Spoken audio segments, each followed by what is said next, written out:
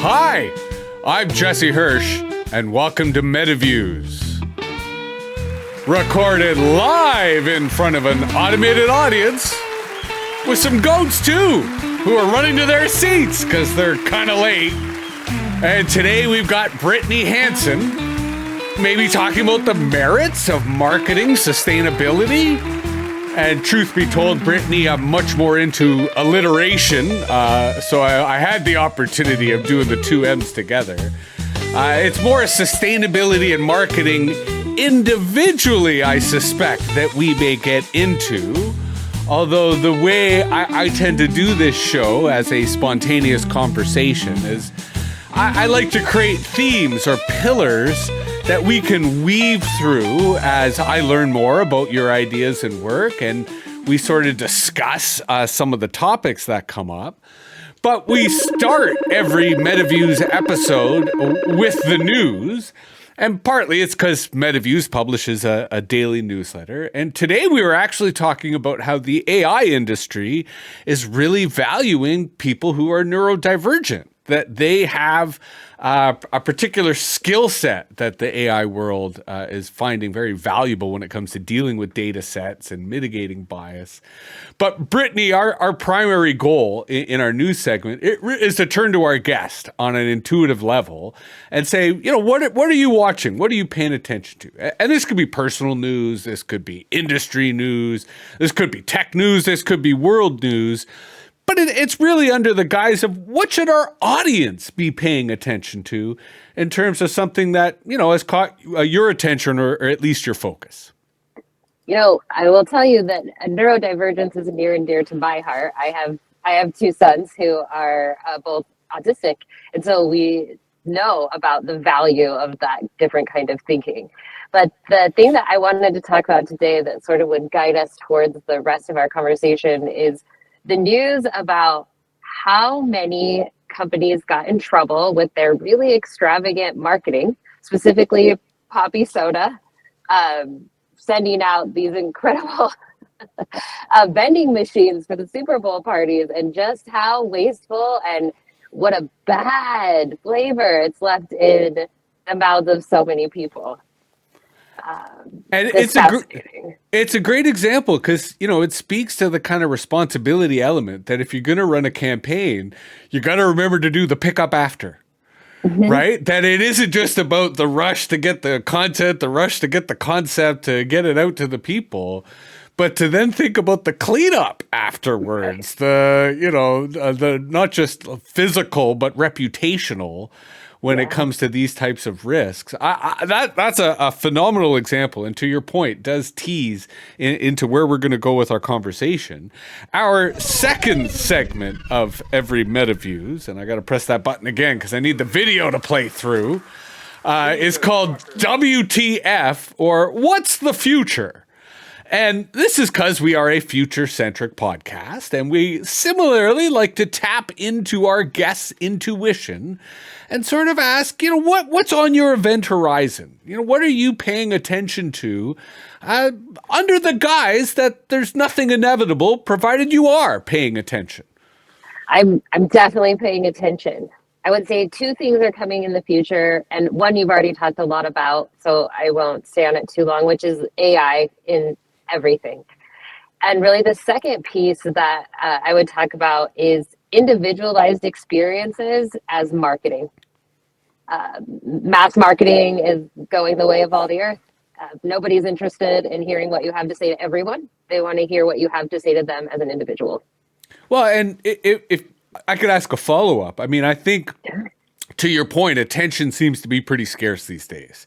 And increasingly, I feel that we are developing the ability to tune out stuff even when it's right in front of us. Like, I feel with outdoor advertising, it has to be really interesting and really relevant if I'm going to even see it. Because I've almost developed this sense of, I'm just going to tune out and I've got headphones on and I'm doing my thing.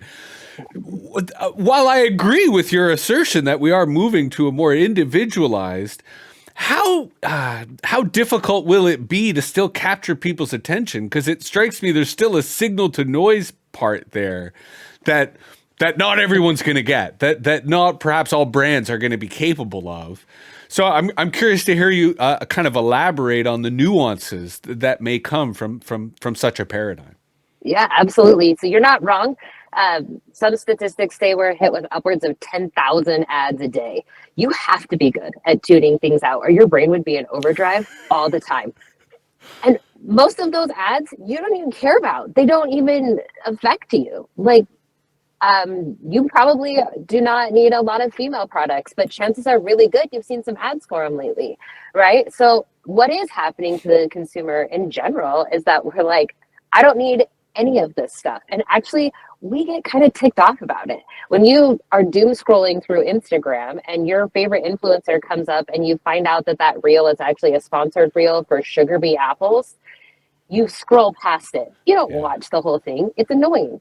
So industries have to learn to speak to customers in the moments they actually care about your product, which is typically when they're engaging with it, when they're hearing about it from somebody else. Oh, I forgot that the hand signal. No, I love that. I love when guests have that. It brings such a dynamic effect. Please continue. Okay. Or like when they're hearing about it from someone else. So when I pick up a product at a store, that's when I want to know about that product. I do not want to know about that product when it's 2 a.m. and I'm doom scrolling. That will require brands to look at analytics differently. It will require them to truly connect with their customers and truly know who their customers are. Wide net marketing doesn't work anymore. It's fly fishing now. Well, and you said something else which I think is worth teasing out, which is when a creator or an influencer is doing paid content, my expectations as their audience, as one of their followers, is I need their A game. Like, they can't mail it in just because it's paid content. And I feel that that's also true with this notion of individualized advertising, that it isn't just about the right timing. It isn't just about the right product. I still want to be entertained. Like, I still have high expectations of what I'm looking, of how I filter out the commercial messages I'm seeing. Yep. And that's where I still want to laugh. Like, I still want some emotional connection to it rather than just the informational side. And Absolutely. I feel that that's a false dichotomy that often happens in marketing campaigns where they think it's either transactional or it's brand, when you kind of need a little bit of both. You made a brilliant point about a new approach to analytics and a new way of thinking about that data. I'm curious to have you expand on how the emotional side of marketing also plays a key role there. Absolutely. And just to give you a little bit of my background, I started in psychology. I love psychology, but I found it was really, really dark for me. And so I then made the transition over to marketing, where emotions are thought about in a different way. It's about how to excite someone, how to truly connect with someone, because the majority of your purchases are emotional, and then you justify them with whatever information backs it up, right? Yeah. So you're right that we have to be able to engage with people emotionally. We do that by making creative decisions that are directed by analytics, but not governed by analytics. So we learn about our clientele, our consumers who we're trying to connect with, and then we creatively try to meet them where they're at. So knowing that your customer is a 45-year-old woman who makes approximately $90,000 a year and has 2 children is one thing. Now you need to go to the work to understand how she wants to be spoken to and what she will connect with. Yeah. As well as context, because the false advertising I run into a lot is I have near zero interest in sports 95% of the time. And then there are rare moments where I'm hyper-focused, and they miss me in those moments when they should be marketing to me. And then because of that intense activity I give, they over-market for months after. Mm-hmm. And it's not only wasted ad spend, it irritates me. Right? Because I'm just like, no, you're not understanding me. You're not getting me.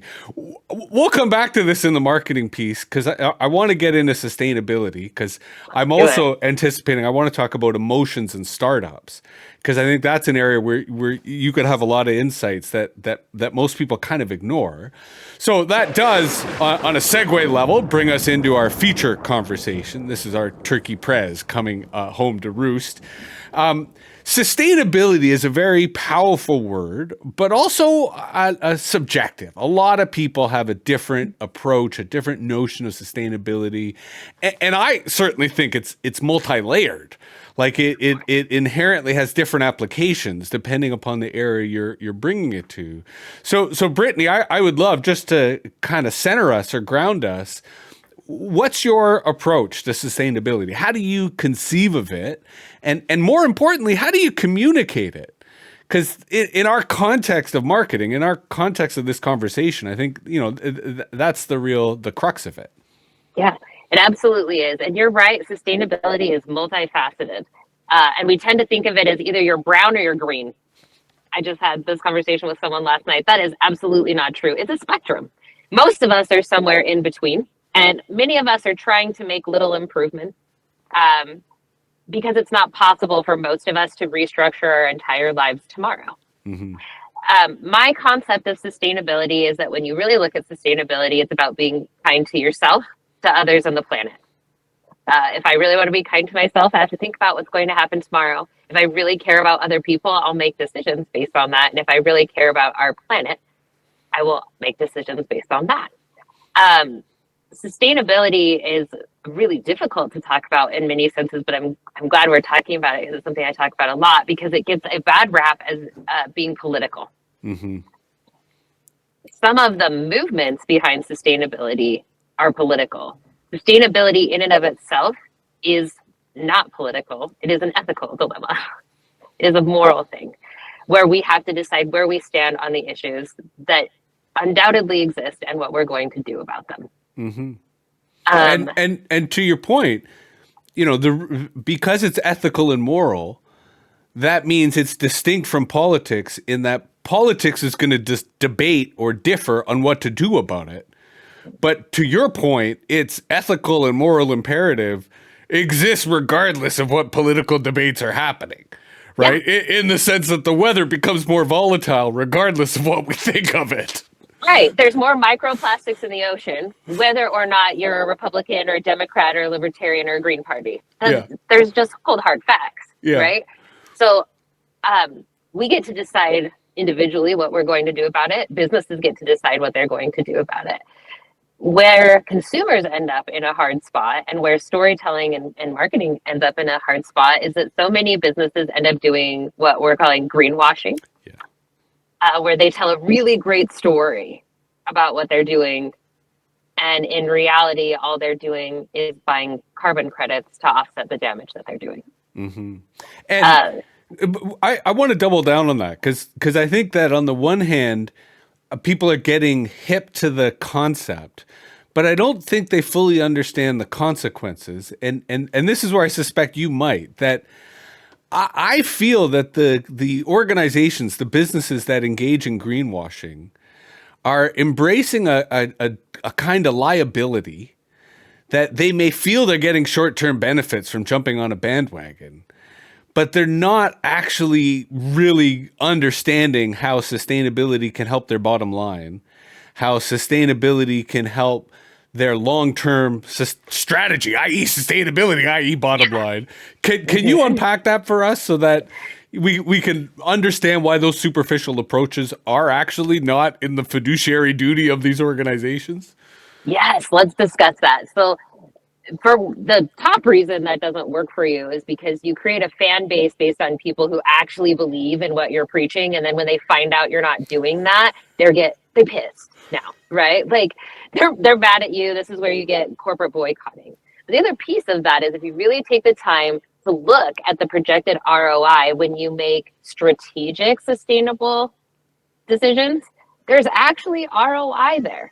Yeah. It's why companies like Costco can change the way they package their rotisserie chickens and save themselves millions of dollars and the environment at the same time. There is a way for both things to be true, that you can be sustainable and be doing the right thing for the right reasons and also saving money or making money as you do it. And since you put the psychology card on the table, I have to acknowledge, and I'm curious to hear your thoughts on this, that Mhm. that does require a kind of creative thinking. It That does. in order to reconcile the kind of ethical and moral imperative with the profit imperative, right, the sustainable business imperative, it does kind of require a kind of unconventional thinking, or a kind of original thinking, because you are trying to take two different tracks and at least synchronize them, if not have them kind of going.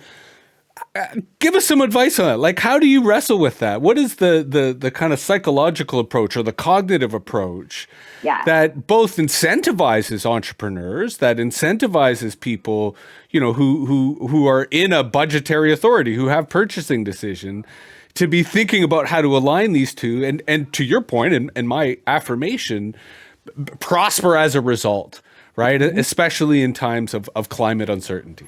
Yeah, I think so much of that is around the mindset of entrepreneurs.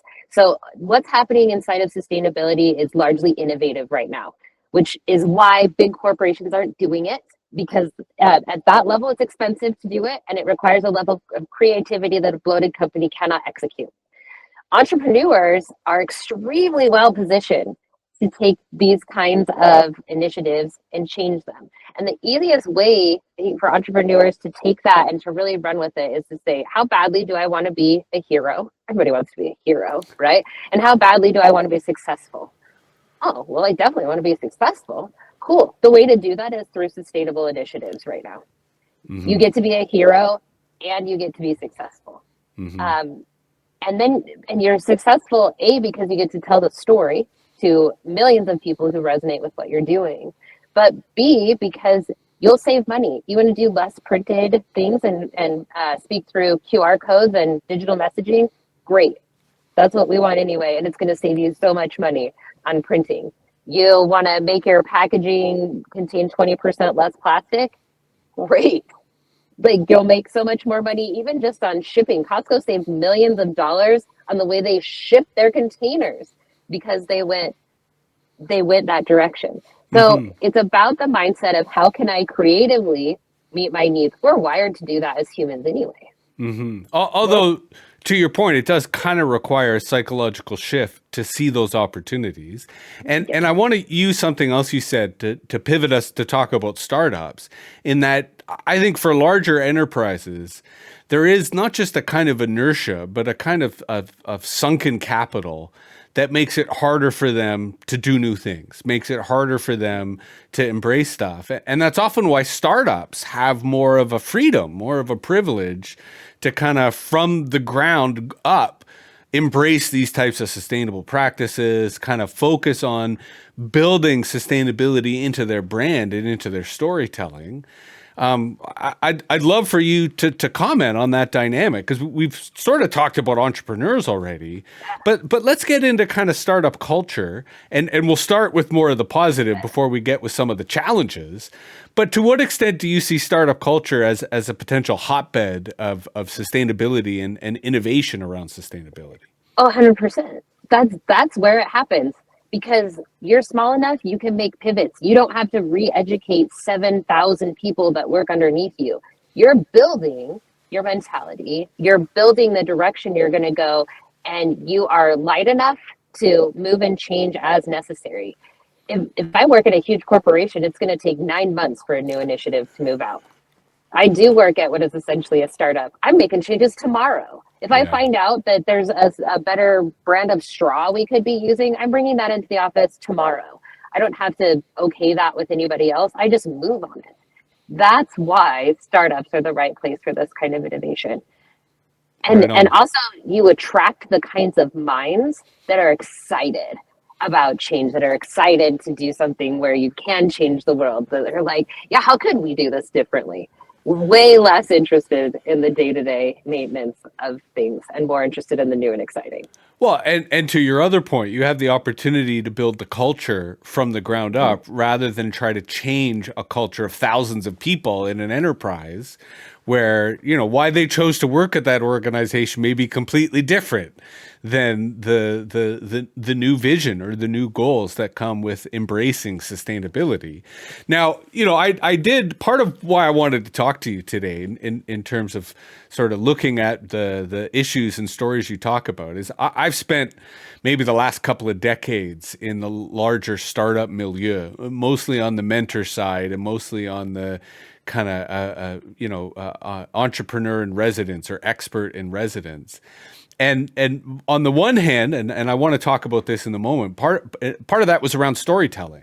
That most of the startups that I've encountered really don't value marketing enough. They don't value storytelling enough, even though that is so central to their success. Because you spend enough time in the startup milieu, you're seeing 99% of the failures and not necessarily the successes. But the other side is just how male dominated the culture is and how that translates into a kind of grind culture, a really unhealthy culture in which on the point of sustainability, it's not sustainable. Like these are young guys who don't have any health issues and they can do this grind. And we want more inclusive startups. We want people from all aspects of life to have the opportunity of entrepreneurship, not just those who can burn the candle at both ends for weeks on end. Yeah. But at the same time, it visibly alienated a lot of the women I knew who I felt would make great entrepreneurs, who had great ideas. So I would love to hear, some of your experience as someone who clearly came at startup culture with your own sense of self, with your own sense of integrity, rather than feeling you had to conform to some of the myths and some of the toxic culture out there. I will give you a caveat at the beginning of this, which is to say that there have been times where I bought into toxic culture and figured out I was doing it the wrong way. And especially in tech startups, it's very male dominated. I started off feeling like that's not a problem for me. I'm really comfortable in male dominated areas. I'm an oldest daughter. I hung out with dudes through my whole high school. I love sports. I'm a member of a car club. I do Brazilian jiu-jitsu. Very comfortable around men. It's not a problem for me. That doesn't mean that when you step into business that everything works the same. Inside tech startups, female startups receive less than 2% of the funding that happens. My co-founder and I bootstrapped this company for the first long time. And it's because the way that women see things is a little more holistic and emotional, which is not a bad thing, but it's not the way that investors are used to seeing things. And so there was a massive mindset that we had to go through there, massive shift, where we had to realize that we did not represent the vast majority of what people were seeing. And we had finally a mentor who told us, you have to stop trying to be what you're not and lean into what you are. Right on. There needs to be a spot for everybody at the table. You represent a different spot at the table. Lean into that. Be that. And there's so much power in that as we really got comfortable with that. Like, as you talk about tech and marketing, to say we do need actually a more well-rounded view of things. Women in the United States make something like 67% of the purchasing decisions, but we don't talk to them. We don't build for them. Mm-hmm. So we've brought something very new and very unique that as we've leaned into it, we've gotten more and more excited about. Is it easy? No. But that's why it means something. If it was easy, somebody else already would have done it. Mm-hmm. Well, and I alluded to this earlier, and I kind of want you to elaborate on the role of emotion in startups, because I think it is both a little bit self-evident but entirely neglected. Because on the one hand, we all assume that you need a certain degree of confidence, you need a certain degree of courage to be successful as a startup. But on the flip side, from the marketing perspective, when I think of the startups that as a consumer, I want to have a relationship with, or that I want to take a risk with, because when it's a tech startup, who knows if they're going to be around tomorrow? It's because I have an emotional incentive to do so. It's, to your point, it's the same with almost all purchasing decisions, that we're primarily motivated by the emotions. We find information to justify it after the fact. And I just feel if I reflect on the startups that I have loved, literally, or the startups that make me have hope or excitement for the future, these are emotional reactions. And in my experience in the startup world, none of these guys were thinking about emotions. And none of them were thinking about, were designing the emotional experience they wanted their investors or their customers or their supporters to have. So I would love, given your intersection of knowledge and expertise, I'd love for you to kind of elaborate on this and speculate on A, why we're not seeing this, and B, whether you think we should. So, yes, the storytelling is incredibly important. It's absolutely something we should be seeing. The reason that we don't see more of it is because when you go to people like angel investors, um, oftentimes what they will tell you and what advisors will tell you is take the emotion out of it. I want the cold, hard numbers. Good ideas die every single day. I need to know numerically why yours is going to work. And I know this because when we started very altruistically. We were like, you can't make the best decisions if you don't have the best information. So we want to deliver a platform where people can receive the best information from the companies that they're working with, and they can receive it automatically in the top 20 languages spoken in the United States. And we went to angel investors and they said, that's a really nice idea and it's really beautiful. We don't care. Where's the ROI? We did that for several years before we realized that our altruistic beliefs and our emotions behind it and the fact that everybody deserves access to great information wasn't going to fly in a world of investment. We had to find a way to market the ROI. But let me push back on that a little. Yeah. Because I think numbers are emotional. And I think there are certain people, especially people who have a lot of wealth, that numbers make them feel good. And so what they were asking you was, these aren't the emotions we're looking for. We want you to play to our emotions, which, because so many people have disappointed us, we are forcing them to do so numerically. But we want your numbers to make us feel good. So it is still emotional. They're just emotionally illiterate. So they don't know that that's what they want. But that's what they want. They want to feel good about their money. Anyway, I'm digressing. No, that's a perfect choice because actually, on a psychological level, you're right. Right? It's like you didn't make me feel good in the way I wanted, and I expect to be pleased in the way that I wanted. So you're absolutely right, and it's really about learning to market to the emotions. To our point of earlier, right? Knowing your audience and learning how to do that has been a little bit of a trip for us because when you speak to individuals, they're like, oh my gosh, of course that's what we need. Of course, everyone who doesn't speak English should have that same access to really great information as I do, right? But when you approach a company, the company's emotions, the company's cultures, a venture capitalist thoughts and emotions are very different than your average consumer. And it's about learning to talk to them in those meaningful ways. Now, gratefully, we've come in contact with really great people who've coached us through some of those things and who helped us to understand some of those things in a way that still felt true to who we are, because we want to be authentic about what we're doing. But you do have to learn to share your story in a way that's meaningful for people, and it's hard. Well, and let me ask for a bit of nuance there. To what extent is that story constantly evolving? Because to your point, you're learning how to better read the room. You're learning how to adapt to their needs. And where I've seen a lot of failures in startups is their story is too rigid and they're not able, like they keep thinking that people don't understand their story, and it's the people's fault that they don't understand it, not theirs, the storytellers. So to what extent do you feel that it is an ever evolving process, that every time you tell the story, maybe it changes a little because you're learning something or you're connecting with someone new? Yeah. I think there's a real truth to what you're saying. And I might add, so when we first started, we must have changed our website, forever, many times, right? And it's the story stays the same. The method in which you tell it is what differs, right? Because there are some facts about our story that don't pertain at all to a specific group of people. and another group of people that absolutely want to know that story.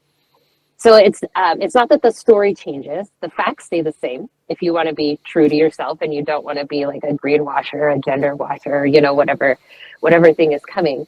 But the ones that you share and the ones that you focus on do change because you have to know who you're speaking to. For um, for instance, when I speak to other women, I'm way more likely to talk to them about the hardships of being a working mom with special needs children. When I talk to um, a board, one of our board members, I'm probably only they'll say how's life. It's complicated right now, but like let's talk ROI first. Let's talk about if I am helping to train our sales team or I'm writing a sales book. I'm helping them to understand through a playbook what's most important to their client and tell the same authentic story in a way that that client can relate to. Mm-hmm.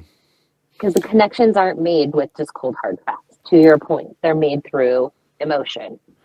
Well, and the flip side of that I'm sort of hearing you reference as a through line in our conversation is substance, right? That, you know, and on the kind of cultural level, this is sort of the keeping it real line, but on the business level, it's, you know, what are the numbers? What's the ROI, right? Like, you know, don't just give me the sizzle, give me the steak.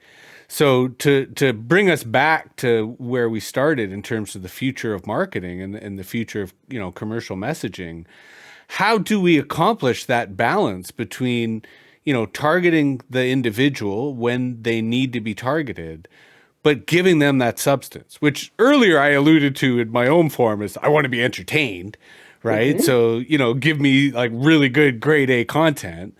But to our investor guy, it might be give me the timely market information, give me the. So how do you see that level of sophistication, that level of accuracy, when we're not seeing it yet, right? The Right. false positives Definitely still not. seem to be a little uncanny for the average user, but I still agree with you that we are on a trajectory. How do we get there? I guess is the question I'm fumbling to ask. No, you're doing great. I would say it's the old adage of location, location, location. When I watch the Super Bowl, I expect to see some really awesome commercials, Hmm. right? And I love it and I want to engage with it. That's fun, right? When I'm scrolling through my feed, I'm not thrilled to see your content. When I engage with your product, I want to know all the details. I want to know that your beans came from a sustainably sourced farm and that it's an old family recipe from 300 years ago that your grandmother brought with her. I do want to know those things at that point. So the way to deliver that information is when I'm in that moment, when my customer is, and this is what our platform does, right? So I'm a little biased.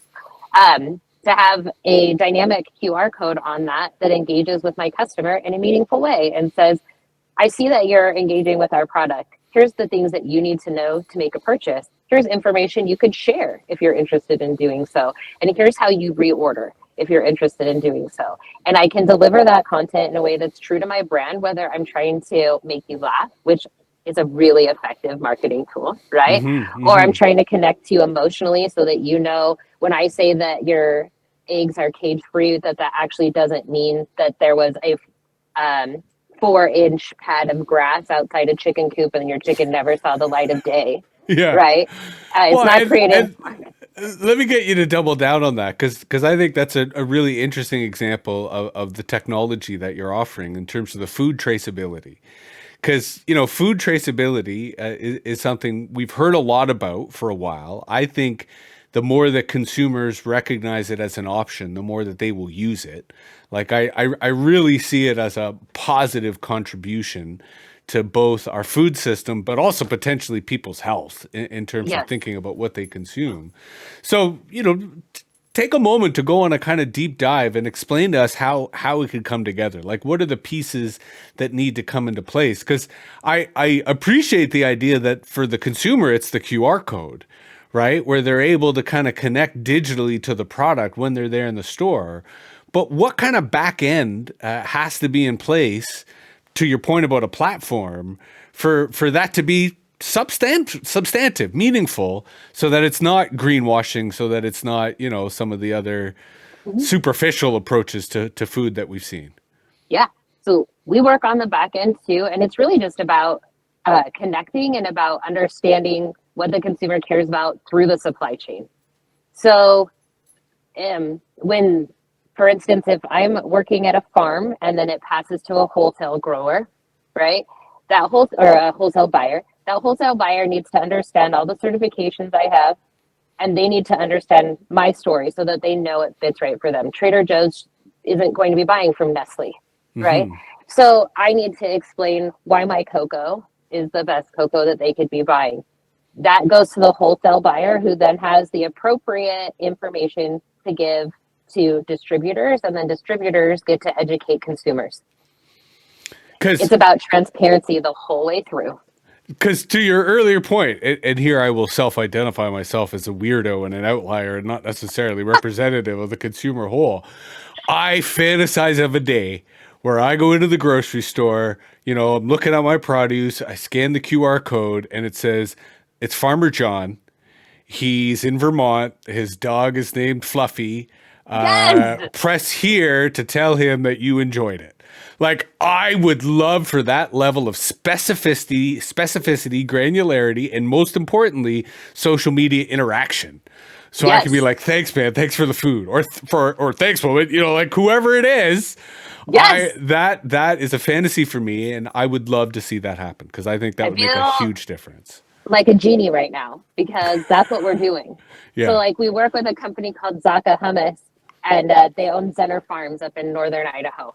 You scan their hummus, and it will explain to you all the things I just told you about. Our beans are different than other people's. Here's why. Here's pictures of the farm so that you can believe us and understand what we're doing. Here's the cool new stuff that we're doing. And you know what? Here's our dog.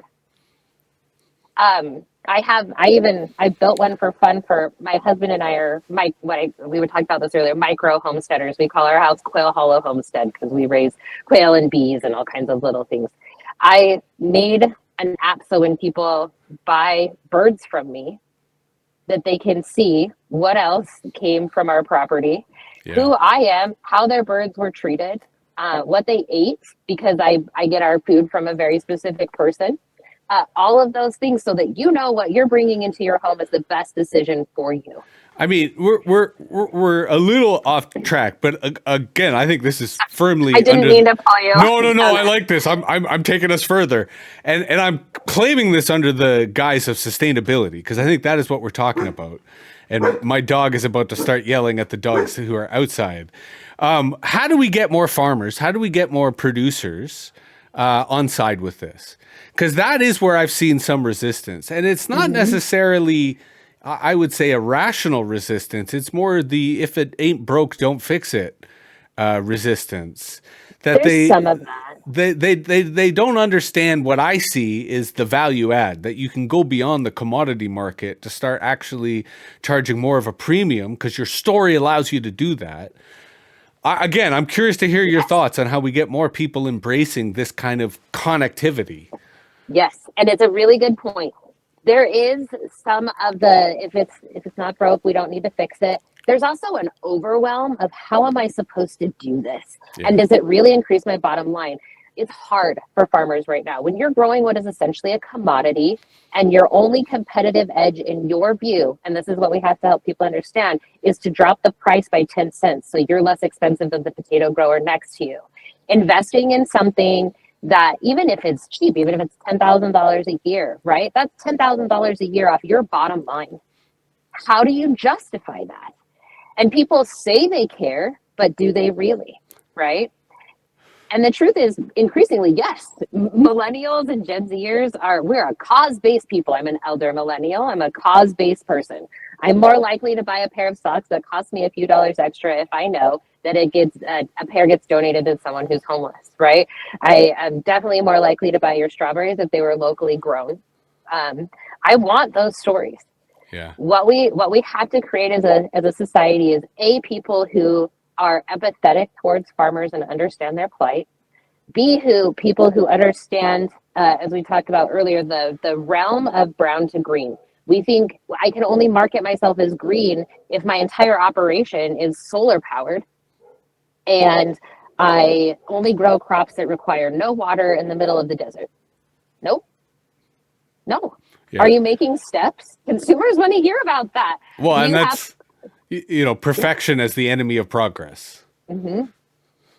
absolutely it is.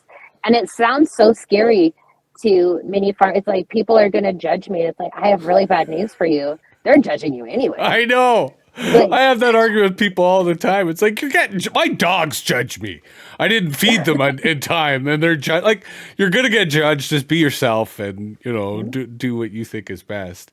The other piece I kind of want to end on here is, something we've been having a really good chat about the value of communication, the value of storytelling, and why it is important not just to do the right thing, but to tell other people that you're doing the right thing. To what extent do you think that sustainability is, I think where we share a similar affinity is to us, sustainability is part of how we make our decisions, how we make our purchasing decisions. We see it as a positive when we're looking at marketing materials. But how do we encourage more people to recognize that there is a kind of infectious energy to sustainability that, to your point about cause-based marketing, I think leads to prosperity. I think leads to kind of long-term success and stability. So on a meta view, how do we communicate that? How do we, kind of spread that message, especially not just in the business context, but in the people who are afraid, who don't have the confidence or the certainty that we have that this is not only the right path, it's a prosperous path. How do we do a better job of communicating that? So the first piece is really hyper transparency, in that share the things that you're doing that are right, but also, and this is a real challenge for people, don't be afraid to share the things that you still need to improve on. Businesses really hurt themselves when they make it sound like they're doing something perfectly. If you reduced your emissions by 20%, that's fantastic. Tell me about it. If as an individual, if you remember to turn off the water while you brushed your teeth today, great. Like, good job. You took a step towards transparency. And the more that we share those things, the safer it is for other people to share them. And then for us to realize we're not alone. I have talked to so many people who said it's not going to make any difference if I take a reusable bag to the grocery store. Millions of cigarette butts are going to the ocean every day. I make no difference. You do if you tell somebody about it and it changes their attitude. You're right that tomorrow people will not stop throwing their garbage in rivers in third world countries. They don't know what else to do. But what I'm doing can make a difference. It makes a difference to my kids. It makes a difference to the person who sees me do it, and we have a conversation about it, and maybe it changes something for them. That's how differences are made in large part, is teeny tiny pivots that eventually change whole viewpoints. Well, and as I was preparing for our conversation today, and I was thinking about my experience in the startup world, and then I was thinking about where I live now, in that I spent most of my life in the city, and I'm now living in a rural area. Most of the entrepreneurs in this area are women. Most of the small businesses that people are running are run by women. And to your point, they display vulnerability far more readily than a lot of the startups I know started by men. And it is a huge source of strength, right? They talk about their challenges. They talk about their setbacks. And it really rallies the community to them. It really engenders a kind of emotional connection to their business, which gives them, the strength to last, which gives them a loyal customer base. And I wish in business people embraced vulnerability, especially as part of as they tell the stories, because I think that addresses trust, right? And trust is something that isn't often there when it comes to people in the marketplace. And I think the companies, the brands that are willing to be vulnerable tend to be the brands that are trusted, that develop trusted relationships. Yeah, and nothing takes shame out of a conversation quite like being able to fess up to a conversation. It's secrecy creates shame. Yeah. admitting you're not doing things perfectly makes people love you. It's authentic. Yeah. And I think life's too short for shame myself. We should be happy being who we are. Brittany, we end every MetaViews episode by asking our guest if they have any shout outs that they would like to give. And, you know, we've had some instances in the past where the guest gave a lot of shout outs. So we're trying to limit these to one or two because we are trying to wrap up. But is there anyone that you think our audience should be following, should be paying attention to, reading, listening, living, dead, fictional, real? This is an opportunity for gratitude or for just paying it forward in terms of anyone you'd like to give a shout out to. Oh man, narrowing this down is a little bit difficult. Anybody you should be listening to if you are in the food industry, look up Eddie Stableford. He's in the UK. He does some really phenomenal work around food and branding. And someone you should a book you should read is The Omnivore's Dilemma. If you're at all interested in sustainability or branding and marketing and how it's done, read The Omnivore's Dilemma. It'll blow your mind. Right on. Two excellent recommendations. And where can our audience learn more about you and connect with you, Brittany? Please reach out to me on LinkedIn. That's probably the easiest way to find me. And especially if you're a business that's interested in having these kinds of conversations, reach out to me on LinkedIn and we'll get you hooked up and see how we can help you. But don't be afraid to take the first step.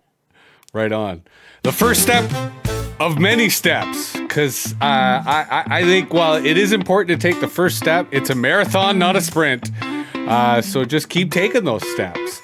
MetaViews can be found on all the socials, on YouTube, on all the podcast networks.